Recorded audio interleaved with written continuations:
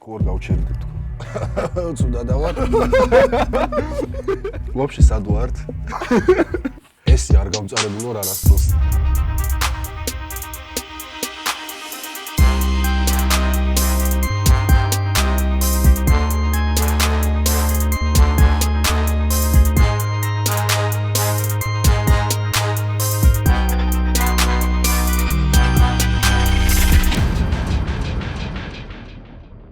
გამარჯობა, მე ვარ გიგა, ეს არის ციცაკები გადაცემა ცხარე-ფრთებით და უფრო ცხარე კითხვებით. დღეს ჩემი სტუმარია ტიპი, რომელიც აუცილებლად იქნებოდა ქართული კომიქსების მთავარი სუპერგმირი, მსოფლიოს და ევროპის ჩემპიონი, საქართველოს ძიუდოს ნაკრების კაპიტანი ვარლამ ლიპარტელიანი.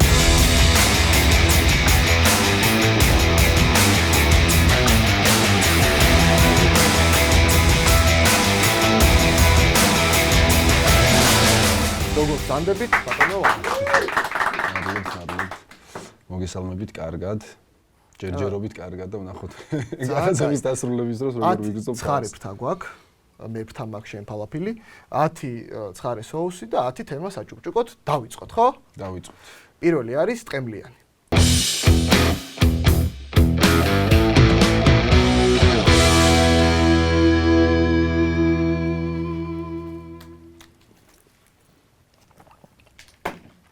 გემრიელია. სიმწარე იმდენად არ იგრძნობა. ტყემალია. ძალიან წარი ტყემალი ხო არსებობს, მაგრამ ჩვენ ლიპო, შენ ხარ ძიუდოს ნაკრების კაპიტანი. ჩვენ კარგად ვიცით კაპიტნის როლი გუნდურ სპორტებში, მაგრამ რეალურად ძიუდო არ არის გუნდური სპორტი, მარტო გადიხარ ტატამზე. მაინტერესებს შენი როლი ასეთ სპორტში, ანუ ძიუდოში რა ევალება კაპიტანს? პირველ რიგში კომუნიკაცია გუნდთან, რა თქმა უნდა, ბიჭებთან. კარგი ურთიერთობის ჩამოყალიბება თვითონ ყველა სპორტსმენში და ინდივიდუალურის გარდა კიდევ მოგეხსენებათ ჩვენ გუნდურ ასპარეზობაში ვღებულობთ მონაწილეობას, ანუ ინდივიდუალურად რომ თავდება შემდეგ მიწევს გუნდური ასპარეზობა და იქ რა თქმა უნდა უმნიშვნელოვანესია мотиваცია, მაგრამ ეხლა ძალიან ისე თავისქებაში გავამია, მარტო მე არ ვქნი ამას. მაგრამ ვაკეთებთ ყველა ერთად ბიჭები, ანუ რა. და სხვათა შორის ძალიან ისეთი წარმატებები გვაქვს გუნდურ ასპარეზობებში, ევროპის ჩემპიონებიც ვართ, სამგზის მსოფლიო ჩემპიონები ვართ გუნდურ ჩათვლაში. და რა ვიფიქრობ, ხალხმა უნდა შეაფასოს რამდენად წარმატებული კაპიტანი ვარ, მაგრამ მეც ვფიქრობ, რომ მე ნაკლებად შევძელი შემესრულებინა, ესე რომ ვთქვათ, ეს ვალდებულება. ქართველებს კაი კაპიტანი გყავს ყოველთვის. ნემსაძე გყავდა გადაცემაში, რომელსაც მოვიყვა თავისი კაპიტნობის ამბები და საბოლოოდ ჯამში ჩამოყალიბდით იმაზე, რომ ქართველებს შინაგანად გვაქვს ეს კაპიტნური და ლიდერული თვისებები. ჩვენ გადავიდეთ შემდეგ საწებელზე, ეს არის კლასიკური გუნდური საწებელი.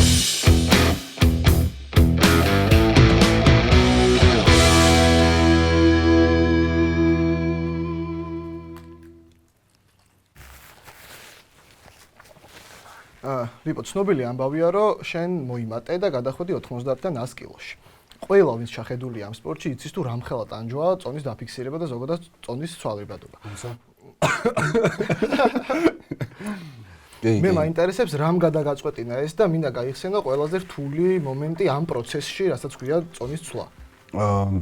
პირველ რიგში დავიწყებ იქიდან, რომ 90-ში მაგრად მიჭირდა წონის დაკლება, ანუ ლონდონის ოლიმპიადის მერე რაც დავოჯახდი მოვიმატე წონა და დაახლოებით 7-8 კილოს დაკლება მიწევდა თვითონ ყველა შეჯიბრზე. აქედან გამომდინარე, ადრეც მქონდა ფიქრი იმაზე, რომ შემეცვალა წონა, მაგრამ იცით, რომ მოგიხსენებთ 90 კილო ისეთი ძალიან ტრადიციული წონა, 2004-ში ზურაზუიადაური გახდა ჩემპიონი, შემდეგ იყო მირაკლი ცირეკიძე და ჩემი ოცნება იყო ესე ბავშვობიდან, რომ ამ წონაში მივიღწია წარმატებისთვის და უფრო ამან განაპირობა, რომ 2016-ის ოლიმპიადაზე მე 90 კილოგრამ წონით კატეგორიაში ვიჭიდავე, მაგრამ ძალიან გამიჭირდა წონის შენარჩუნება. ბოლო წელს 2016 წელს მარტო 3 შეჯიბრი ვიჭიდავე, პარიზის ტურნირი, ევროპის ჩემპიონატი და ოლიმპიადა, იმიტომ რომ უკვე 100 კილოში აღარ გაგიჭირდა, ანუ როგორ 100 კილოში რა შეეხება. კი, რა თქმა უნდა, იცვლება, ანუ წონა კი ვიყავი 98-19, მაგრამ ფიზიკური ძალა იმდენად არ მომყვებოდა და პირველი წელი ძალიან გამიჭირდა, იმიტომ რომ ყველა მჯობნიდა ფიზიკურად და მე ვიცი რომ თქვი რომ ეს პირველი წელი ჩემი კარიერიდან ამოიღეთ, ხო?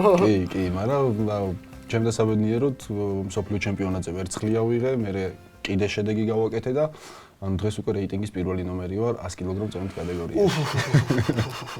შენ გენაცვალე. წავედით.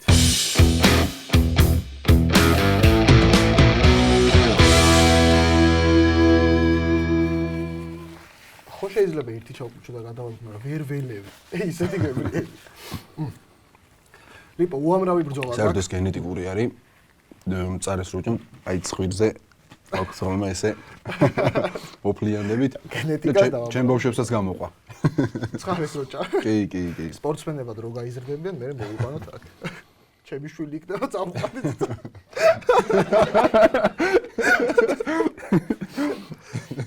ლიპო, უამრავი ბრძოლა გაქვს მოგებული და ძალიან ლამაზად მე მინდა რომ შენი საყვარელი გდებების ტოპ 3-ეული გავაკეთოთ.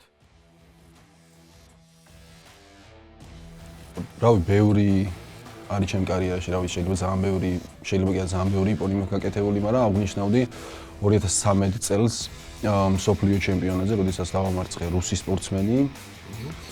2 ვაზარით დავამარცხე, მაგრამ 2 ვაზარი იპონია, ძალიან მნიშვნელოვანი შეხვედრა იყო, იმიტომ რომ ესეთ დაუძინებელი კონკურენტი იყო დენისოვი რუსი სპორტსმენი და ეგ შეხვედრა და ეგ შეხვედრა იყო გამორჩეული, თან პირველი მედალი ავიღე მსოფლიო ჩემპიონატზე და ოლიმპიურ თამაშებზე, როდესაც კორეელი მსოფლიო ჩემპიონი დავამარცხე ფინალში გადასასვლელ შეხვედრაში რიოს ოლიმპიადაზე. ეგ ორი ერთი ხო კიდე. და პირველ ერთს დავასახელებ, ყველაზე ისეთი ხდება, რომელიც იყო ჩემ კარიერაში იყო 2016 წლის პარიზის გრან სლემზე, როდესაც დავეცი ფრანკთან. ნომერ პირველად დავასახელებდი. მაგდებას, იმიტომ რომ აი მართლა სასწაული ხდება იყო და რა ძიუდოს ისტორიაში ტოპ 5-ში შევიყვანდი ალბათ, იმიტომ რომ ვიგებდი შეხვედრას. 3 წამი იყო დარჩენილი, რომ შემოვიდა ილეცე 3, 2 და 1-ზე დავეცი უკვე და მთელი დარბაზი ფეხზე იდგა. შენს რომ მოკიდლა ისე დაჟე მეც მესიამოვნე ისე მაგრამ დავაგდო. მთელი დარბაზი ფეხზე იდგა და აი მაგდებას პირველად მიგზე დავაყენებდი. ძალიან კაი. წავიდეთ. გადავიდეთ შემდეგზე.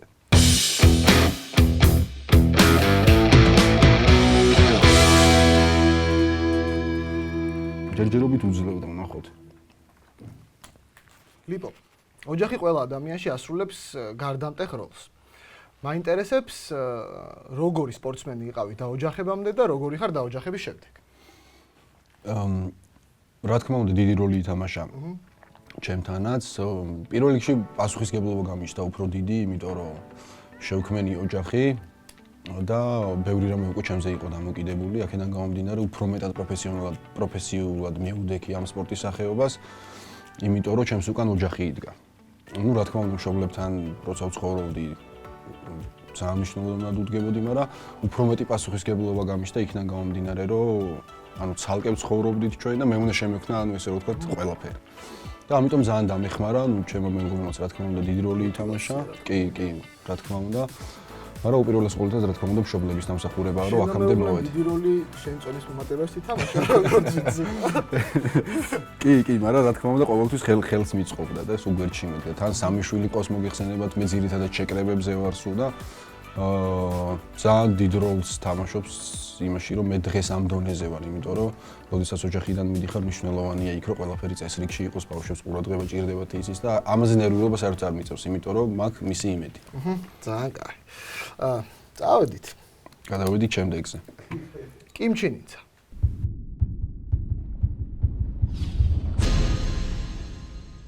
ეს ისე გამოიყურება, რომ მე მგონი შევწყვიტავთ ამის მე და შენ. არა და ლამაზია რა. არა, ლამაზი არის, მაგრამ წითელი როა თან ისე წარესნანას უცირდება და. უნერვიულობ მაგაზე.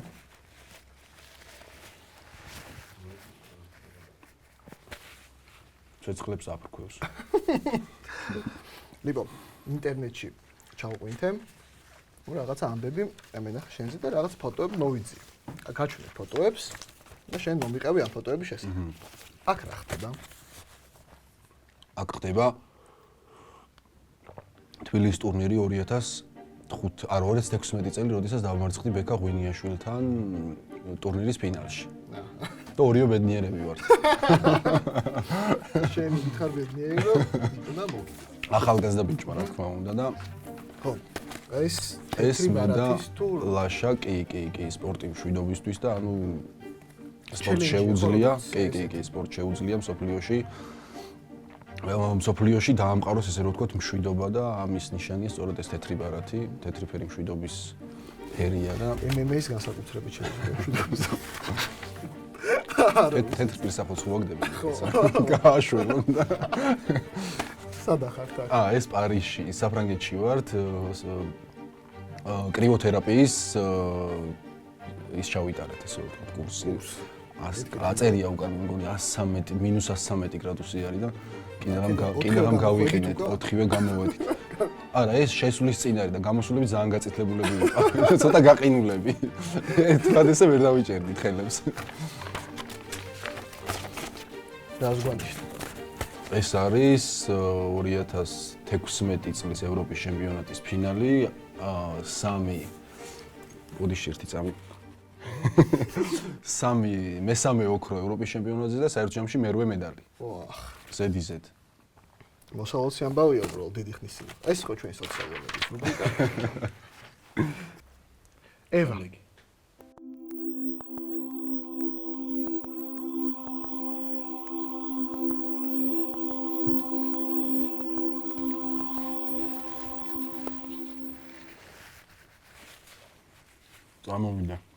წამოვიდა. ლიპო, სპორტსმენებს უამრავი ხერხი აქვთ მოტივირებისთვის. მე მაქვს კადრები ნანახი, სადაც შენ ყურსასმენებით მიდიხარ ტატამისკენ. თუ საიდუმლო არ არის, რა მუსიკით მოტივირდები? შენი სამოტივაციო პლეილისტის შესახებ მოგვიყევ. ეხლა აქ როგორც ვერ ვიგებ, რა ვსჭამ, ხო? ისია იგაც ვერ ვიგებ. ანუ ზუსტად კონკრეტული მიმართულება არ მაქვს მუსიკის. იმ მომენტში რავი რაც სიამოვნებს შეიძლება იყოს პოპი, შეიძლება იყოს ქართული რაღაც ხალხური ისეთ სამოტივაციო სიმღერები. რაიმე კონკრეტული არ დაკარი. ხო, რაღაც ეგეთი, რომ შეხვიდე და განწყობაზე იყო რა. რამე ისეთი კონკრეტული არ მაქვს, რასაც ხშირად უსმენ ხოლმე. კარგად ვარ. კარგად ვარ, რომ ოფლი მოდის და მოდის. შენ როგორ ხარ? მე ძალიან ხო ხედავ როგორ წვებს ვიძახი. წავედით. ბარბიკიუ.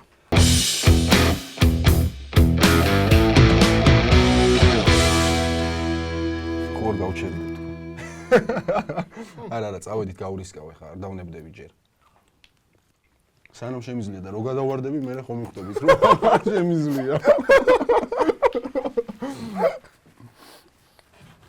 ჩვენ გავჩერდები. ლიპო, ცნობილია, რომ იაპონელები არიან შენი უხერხული მეტოქეები. კი. იცადე მაქსიმალურად სპორტულად, ტაქტიკურად აგვიხსნა რა შეასაქმე. რატო არიან ესეთი უხერხული მეტოქეები შენთვის იაპონელები? მგონი ყველაზე უხერხული მეტოქე წიწაკაა ჩემთვის. რავი, იმიტომ რომ დაახლოებით იაპონური სტილი ვჭიდავ მე. რას ნიშნავს იაპონური სტილი ჭიდაობა? ანუ ყველა ქვეყანას აქვს თავისი განსხვავებული ჭიდაობის სტილი. მე ძირითადად ვჭიდავ, ანუ კლასიკურ ძიუდოს ესე რომ ვთქვათ, თლად კლასიკოსიც არა ვარ, მაგრამ უფრო შედარებით. ანუ იაპონურ სტილთან არის დაახლოებული ჩემი სტილი და ანუ ისინი მთელი ცხოვრება ამას აკეთებენ. და მე დაახლოებით 1-4-5 წელია რაც ამ სტილზე გადავედი, იმის მერე რაც ძიუდოში წესები შეიცვალა, ან ფეხში შესვლა რაც ამოიღეს. და აქედან გამომდინარე ცოტათი მჯობნიან ხოლმე იაპონელები, თავიანთი სტილი, იმიტომ რომ ისინი ბავშვობიდან რა თქმა უნდა ამას აკეთებენ და მე შესაბამისად ცოტა გვიან დავიწყე. ცუდად ვარ.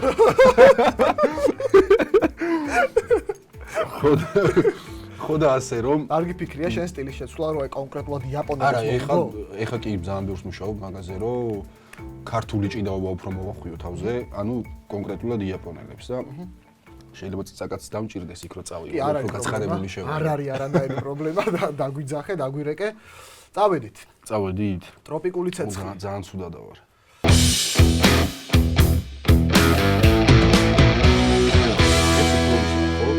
ან ნენელა იზრდება. არა, პირიქით.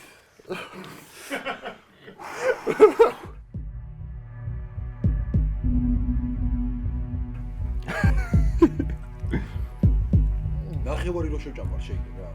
შეიძლება ხო? აბარა სწავლობდი. არ გითხარით უბრალოდ. სანამ არ იკითხე. სვანივით ბოლოს გამახსენდა. პარტელიანი, ხო? ვითო. სვანივით. ლიპო, არსებობს ვიდეო, სადაც რა არსებობს, არ ვიცი, ცოტა ხანი 1-3 დამაც. კაი ბატონო. სად რა არსებობს, არ ვიცი. Вообще სად ვართ? ვაკეში. კაი, გავაგრძელებთ. აღმოსავლეთ ევროპაში უფრო კონკრეტულად. ლიპო არსებობს ვიდეო, სადაც ბაწარზე თოკზე ადიხარ შენ რამდენჯერმე? 4 ამაზე გამწარებული არ ყოფილი ვარ იმ თემზე თუ რა ვიცი. ბოლო აწევა უკვე ჩემთვისაც და ნებისმიერ მაყურებლისთვის არის ადრე შეუძლებლობა. რა გაიძულებს ამას? რა ძალა გაძლევს, რომ ეს გააკეთო? აი ბოლო აწევის წინ მე-4ჯერ რო ჩამოხვედ და მე-5-ედ რო განიზრახი ასვლა. რა ძალა მოგცა ეს мотиваცია? мотиваცია, რომელსაც ყველა სპორტსმენს ალბათ აძლევს გულშემატკივარი. სად იყო ეს გულშემატკივარი? იქ არ იყო, მაგრამ ხო იცი რომ რამდენი ადამიანი ელოდება შენს გამოსვლას, რამდენი ადამიანი უყურებს შენს ასპარეზობას და აქედან გამომდინარე თუ არ იშრომე და თუ არ გადააბიჯე შენ თავს, ვერ მოახერხებ იმას, რომ გაახარო ამდენი ადამიანი, მით უმეტეს ჩვენ სპორტში გადაცემის წინას გესაუბრებოთ, რომ ძიუდოში ძალიან დიდი კონკურენციაა და ესე ლაითი ვარჯიშით ესე რომ ვთქვა, ვერ მიაღწევ წარმატებას და იმიტომ არის ხშირად რომ აკეთებ იმას, რაც არ შეგიძლია იმაზე მეც. ეს მარტო მე არ ვარ, ყველა ქართველიც რა თქმა უნდა ისე თავდადებით. შორის აი ადიოს. ისე კითხებს რო ვაგრძელებ შენ იწევ ამას, რომ სწრაფად შეჭამო. ხო მეგონი შენ ჩემზე მაგრად გიჭის. უბრალოდ არ მომდის და ცუდადაა. ორ სიტყვაში ეგრევე დავასრულებ. პასუხს. გადავედით შედეგზე.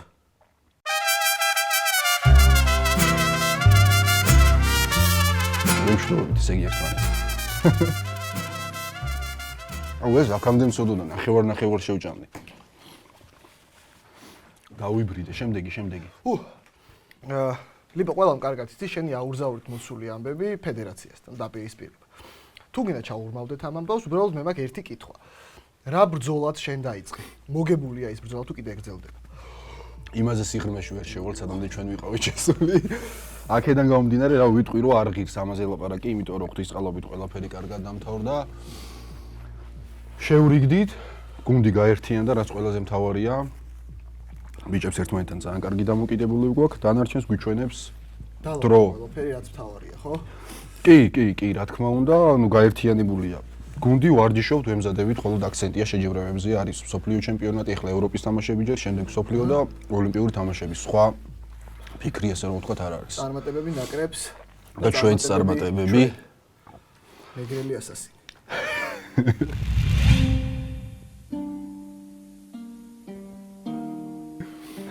რა უნდა? არა და მაგრად მინდა ნანებება, პროსტა ეხლა რა ხანაკამდე მივედი. ცოტა უხერხული მოსასმენია, მე მგონი მსოფლიო ჩემპიონისგან, მაგრამ მინდა დანებებაო და წავედით. წავედით შემდეგ. წავედით. დავაი. აუ. დედა რა იყო ეს?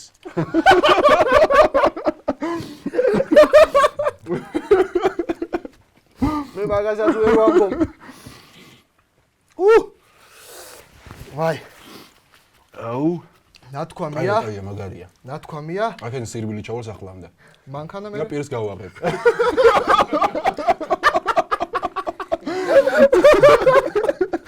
გაგებული აპრესი.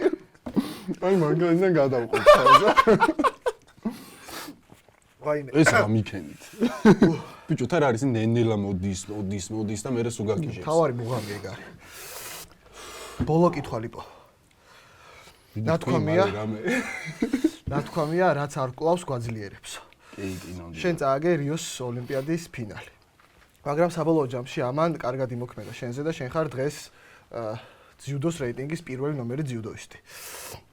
მაინტერესებს მაქსიმალურად ცხარედ, ამაზე ცხარედ ვერ წარმომიდგენია, მაგრამ შანსი ახლა მაგას ფიქრობდი მე ეს ვერ უნდა მე. ცხარედ და ნათლად გაიხსენე მომენტები, როცა მოახდინე ამ წარუმატებლობის წარმატებად გარდატეხა.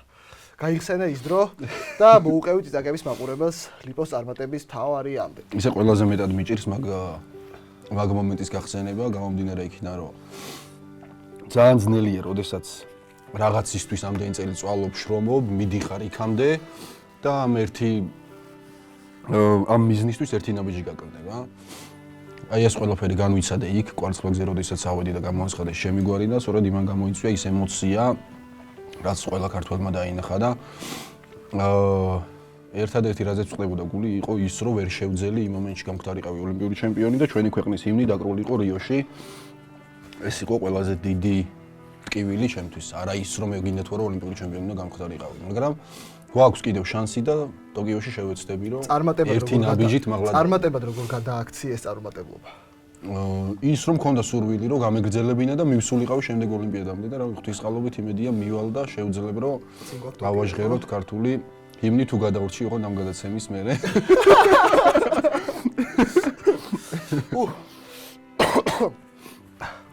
როგორ გამწარდი მეგობარო? აუ მაგრად გამწარდი, ერთი სული მაგ გავიქცი აქედან. სადამ გაიქცევი მანამ მინდა. რა როგორ მაგარი იყო, ძალიან კაი იყო მართლა, დავამახსოვრდება მთელი ცხოვრება. ეს არ გამწარებული ვარ არასდროს. რა მნიშვნელოვანი ფრაზები მოვისმინეთ ახლა რა, კაია. თუ ძალიან გამწარდი, მინდა სამი სპორტსმენი მითხრა, ვისაც ესე გავწარებდი. აუ ესე ვერავის ვერ გავამწარებდი და ვერავის ვერ გავიმეტანე. შენ დაკრებს რო თავი დავადება. ვერავის. ვერავინ ვერ გავწარდა. ვერცერც ვერ დავასახელე ვერცერც ესე გასამწარებლად. მადლობა რომ დღეს ჩემი სტუმარი იყავი. პირიქით მადლობა თქვენ. მე მგონი კარგი გამოვიდა. ძალიან კაი გამოვიდა. მეც მაგრად ვისიამოვნე. თუ სიამოვნე დავარქმევ. დაუტკბი ესე რა. დღეს ჩემი სტუმარი იყო მსოფლიოს რეიტინგის პირველი ნომერი ძიუდოისტი, საქართველოს ნაკრების კაპიტანი ვარლამ ლიპარტელიანი. ტახში ხალხო! მადლობა.